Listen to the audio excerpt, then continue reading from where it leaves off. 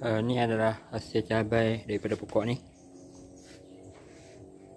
Ni yang minggu lepas, dan ni yang minggu ni.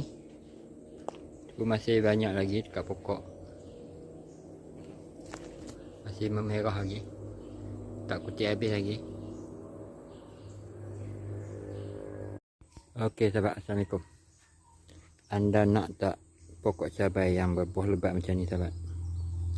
Untuk satu pokok macam ni, dia boleh menampung kegunaan untuk satu rumah sahabat. Tengok, gunakan baja ni sahabat, Greentech Evan.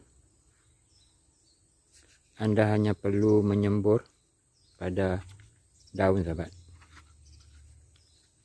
Tengok buahnya tak putus-putus. Ada yang dah masak, ada yang tua, ada yang berputik, ada yang berbunga, ada yang berbunga. Untuk satu pokok ni boleh menampung satu keluarga sahabat. Gunakanlah baja ni sahabat, Greentech Evan. Hanya perlu spray pada permukaan daun untuk pastikan dia sentiasa berbunga dan berbuah.